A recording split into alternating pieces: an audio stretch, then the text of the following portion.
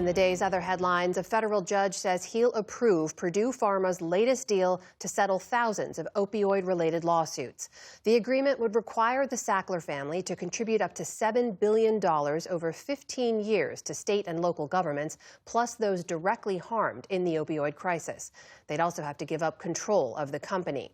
This would replace a prior agreement that was rejected by the Supreme Court last year because it protected the Sacklers from future lawsuits. The deal is one of the largest of its kind and comes more than 2 decades after the first legal actions were filed against Purdue. The judge says he'll explain his decision at a hearing on Tuesday. Republican lawmakers in Indiana are canceling plans to meet next month to redraw their state's congressional maps. The president of the state Senate said today there isn't enough support among members to carry out such a redistricting. This comes after months of pressure from the White House, which included 2 visits by Vice President J.D. Vance. And it's seen as a major blow to the Trump administration's broader efforts to create new maps that would favor Republicans in next year's midterm elections. The city of Charlotte, North Carolina, is bracing for an expected surge of federal agents as President Trump looks to expand his immigration crackdown on the nation's cities. A county sheriff said this week that U.S. Customs and Border Protection agents could be deployed to the state's largest city as soon as tomorrow. Few details about the operation are known, and local authorities have not been asked to assist. Today, city leaders urged residents to be ready and to stay calm. Whatever occurs in the coming days, we must meet the moment peacefully, reduce panic, and remember that due process will be back.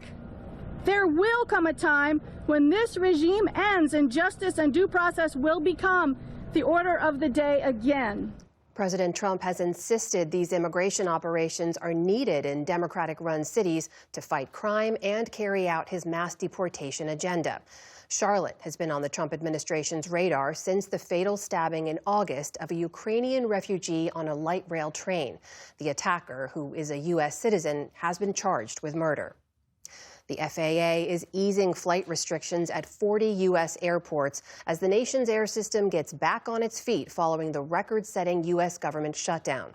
The agency says the current mandate of a 6% cut to flights nationwide is being trimmed to 3% starting tomorrow morning. In a statement, the FAA said, quote, "The decision reflects improvements in air traffic controller staffing levels and a continued decline in staffing trigger events."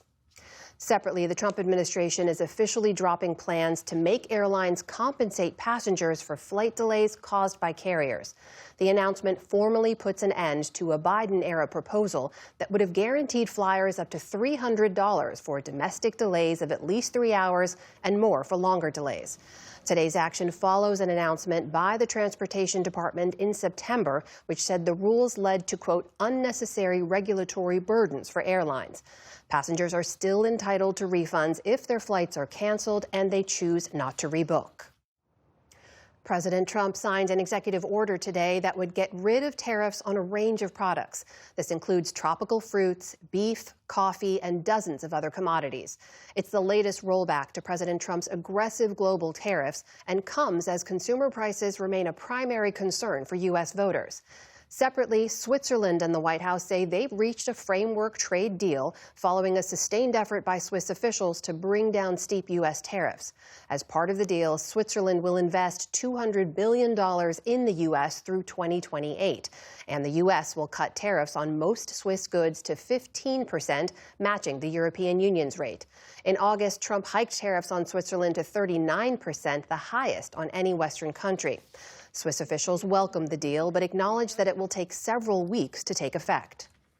Dieses Abkommen ist eine große Erleichterung. This agreement is a great relief for our economy. The additional U.S. tariffs have already caused considerable damage and affected almost 40% of our exports.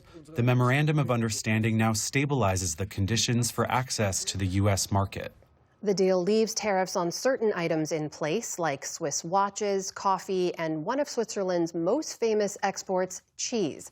The country is currently hosting the World Cheese Awards, where Swiss cheeses make up about a fifth of the entries. A Swiss Gruyere beat out more than 5,000 other cheeses from 46 countries to win the top prize. The CEO of Walmart is stepping down early next year. Doug McMillon may not be a household name, but he's played an outsized role in the U.S. economy as head of the nation's largest retailer for more than a decade. He'll be replaced by the company's U.S. operations chief, John Furner. In the meantime, on Wall Street, stocks ended the week mixed. The Dow Jones Industrial Average lost around 300 points on the day. The Nasdaq managed a slight gain of about 30 points. The S&P 500 ended Friday's session virtually flat. And Shohei Ohtani is adding to his legendary resume, winning his 4th MVP award in the last 5 years. He's also making news for how he celebrated the win, which was broadcast live. The National MVP is Shohei Ohtani. In a sweet and slightly awkward moment, Ohtani leans in to embrace his wife and dog, with his beloved pup Decoy getting the kiss. Ohtani now trails only Barry Bonds, who won 7 MVP trophies. On the American League side, Yankee slugger Aaron Judge nabbed his 3rd MVP award. He, too, joins elite company. Fellow Yankees Joe DiMaggio, Yogi Berra, and Mickey Mantle were also 3-time winners. Still to come on the NewsHour, David Brooks and Kimberly Atkins Storer weigh in on the end of the longest ever government shutdown. Design pioneer David Kelly offers his brief but spectacular take on everyone's capacity for creativity. And Ken Burns' latest PBS documentary looks at the beginnings of our nation's democracy in the American Revolution. This is the PBS NewsHour from the David M. Rubenstein studio at WETA in Washington, and in the West from the Walter Cronkite School of Journalism at Arizona State University.